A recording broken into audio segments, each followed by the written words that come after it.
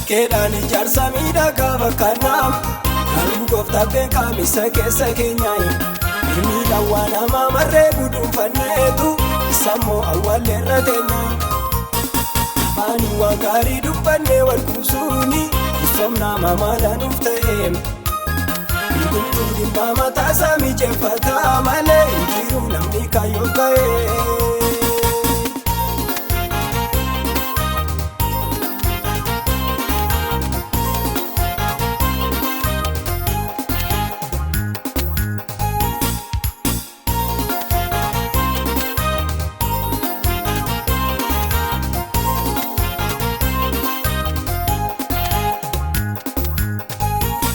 Abuuraan jalqabnee booni raawwachuufiin akkamitti dhugaa wangeelaa hojiidhaan gooftiin gidduuttis ta'e silaallee mokkoolaan fayyeeraayin maal godhaa mirra keessa wachuun nun baasu hin geenye moksaa biirammayyuu afaanii waan tollee bilchaallee bakkanaa malee hundee dhibbu koodhaa marrayyuu.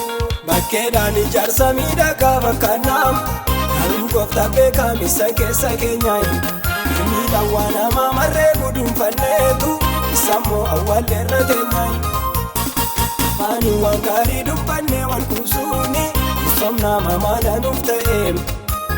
Biqiltuu dhibbaa mataasaa mijeeffataa malee hin jiru namni kaayyoo ga'e.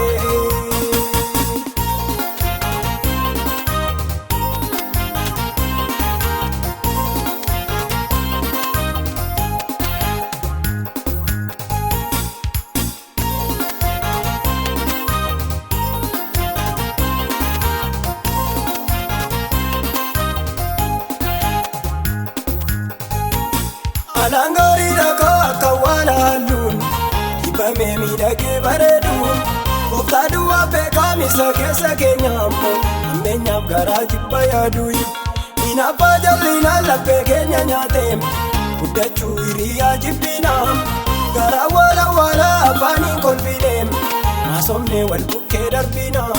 Bakkeedhaan ijaarsa miidhagaa bakkanaa garuu gooftaa beekamisa keessa keenyaayi. Miidhaan waan hamaa marree guduunfanneetu sammoo awwaalleerra teenyaayi.